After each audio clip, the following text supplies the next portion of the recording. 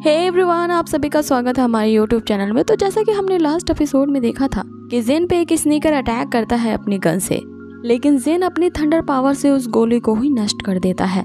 आगे जब वो स्नीकर दूसरी बार अटैक करने के लिए कोशिश करता है तो जेन उसके सामने ही पलक झपकते ही गायब हो जाता है और फिर उसके सामने अपीयर होकर पूछता है कि आखिर तुम कौन हो और तुम्हें यहाँ पे किसने भेजा है मुझे मारने के लिए। जिस पे वो स्नाइपर जेन पे ही अंधाधुंध गोलियां चलाने लगता है। लेकिन हम देखते हैं कि जेन की शक्तियां असीम होती हैं। वो अपने आप की बॉडी को इस तरह से ट्रांसपेरेंट करता है कि गोलियां उसकी बॉडी से होके गुजर जाती हैं। अब आगे वो स्नीकर ये देख कि गोली से काम नहीं बन रहा है तो वो मार्शल आर्ट्स के जरिए जेन को मारने की कोशिश करता है। लेकिन जेन इसमें भी उससे 10 कदम आगे है। वो उसे ऐसा स्ट्राइक बैक करता है कि वो जो स्नीकर होता है नीचे गिर जाता है। जेन वापस से उसे वही सवाल पूछता है कि आखिर मुझे असैसिनेट करवाने के लिए तुम्हें किसने भेजा है। वो स्नीकर ये कहते हुए कि तुम बहुत पावरफुल हो इसीलिए मैं तुम्हारा मुकाबला नहीं कर सकता, लेकिन याद रखो कि हमारी गैंग ने जिसकी भी सुपारी खाई है वो आज तक बच नहीं पाया है। ऐसा कहती ही वो अपने शरीर पे लगे उस बॉम्ब को एक्टिवेट कर देता है और बटन प्रेस करते ही वो उस बॉम्ब के समेत खुद ही ब्लास्ट हो जाता है। अब आगे यहाँ सीन चेंज होता है और हमें जेन को दिखाया जाता है जो कि आपके बार अपने सभी स्टूडेंट्स को लेकर के फॉरेस्ट एरिया में चला आया था। जेन उन सबको यही बताता है कि आज उनको एक नई चीज का एक्सपीरियंस होगा क्योंकि आज उनकी क्लास इस लॉन्गलिंग नामक लेक के किनारे ले जाएगी। जिस पे स्टूडेंट्स के ये पूछने पर कि आखिर इसी लेक के किनारे ही क्यों हमारी क्लास ले जा रही है, जिस पे जेन ये सोचते हुए उन्हें अटैक के बारे में नहीं बताता कि उस पे अभी भी खतरा मंडरा रहा है, इसीलिए वो इस लेक के किनारे क्लास लेने के लिए मजबूर है। आगे वो उनसे ये कहते हुए कि आगे के कुछ दिनों के क्लास यहीं पे अटेंड किए जाएंगे। अब वो अपनी न्यू स्टूडेंट जिसका नाम मिम्सू है उससे सबको इंट्रोड्यूस करवाता है। इस पे एक स्टूडेंट लिंग्यो यहाँ पे जेन से पूछ बैठता है कि आखिर इस लड़की में ऐसी क्या खास बात है कि ट्यूटर जेन इसे अपना स्टूडेंट बनाने के लिए इतने तत्पर हो गए। जिस पे जेन उन सभी को बताता है कि इस लड़की मिम्सू में इंडलेस पोटेंशियल है और अगर ये लड़की अपनी सुपर नेचुरल पावर को अवेकन कर लेती है मुझे डर है कि ये तुम सभी के ऊपर भारी पड़ेगी और कोई भी तुम में से इसे फाइट करने में हरा नहीं सकता। जिस पे वहाँ का नंबर 1 स्टूडेंट जियांग फेंग कहने लगता है क्या ये लड़की सच में इतनी ज्यादा स्ट्रांग है। तो जेन उसे बताता है कि इसकी एक्स्ट्रा ऑर्डिनरी पावर जब अवेकन हो जाएगी तब तुम्हें असलियत का पता चल जाएगा कि मैं झूठ बोल रहा हूँ या सच। आगे जेन उनकी क्लास शुरू करते हुए कहता है कि यहाँ तुम सभी को बुलाने का एक और रीजन ये है कि मैं तुम सभी को एक अनदर मेथड सिखाने वाला हूँ जो कि बॉडी टेम्परेमेंट के लिए काफी ज्यादा इम्पोर्टेंट है। और अगर तुम सभी इस टेक्निक का थंडर बॉडी टेम्परिंग टेक्निक के साथ प्रैक्टिस करोगे तो मुझे उम्मीद है कि तुम सभी अपने नेक्स्ट लेवल पे ब्रेक थ्रू कर पाओगे और इसके रिजल्ट दुगने होंगे। आगे सबसे पहले इसकी प्रैक्टिस करने के लिए जेन लिंग्यो को सामने बुलाता है।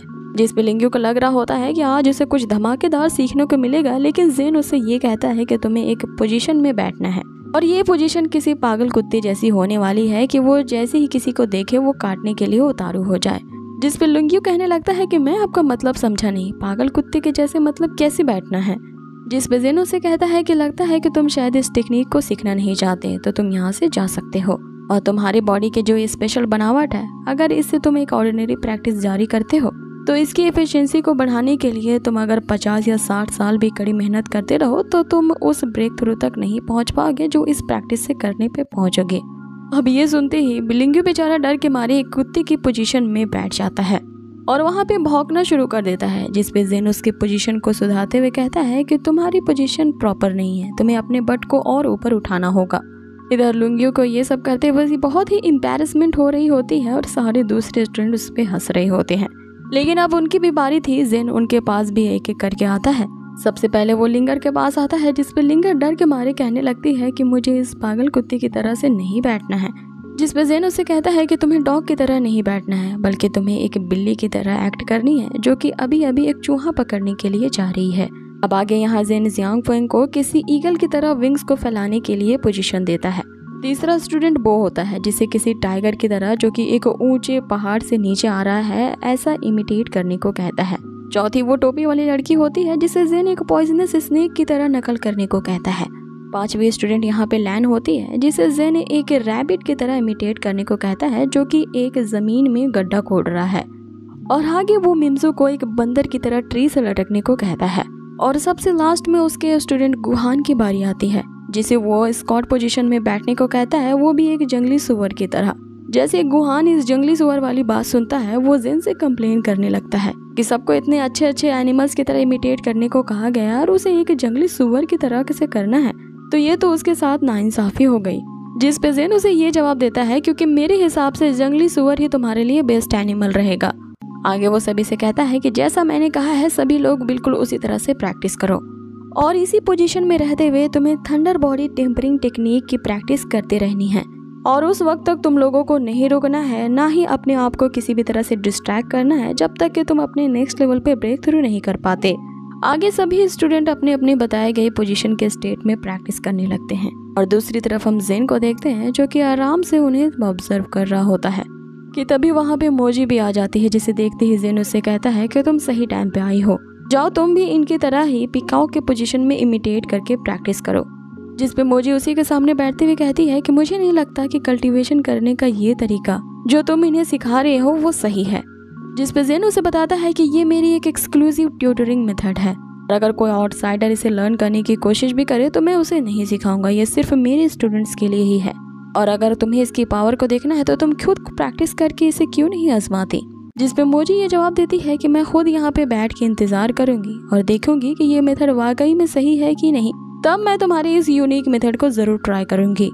कि दूसरी तरफ हम इतने में सभी स्टूडेंट को देख रहे होते हैं जिनकी एक ही पोजीशन में रह रहे हालत खराब हो रही थी, लेकिन धीरे धीरे उनमें थंडर पावर बिल्डअप होने लगता है और मानो ऐसा लगता है कि वो अब थोड़ी ही देर में अपने नेक्स्ट लेवल में सारे के सारे ब्रेक थ्रू कर पाएंगे और सभी के साथ में प्रैक्टिस करने के कारण आसमान में एक बहुत बड़ी थंडर पावर जनरेट होने लगती है।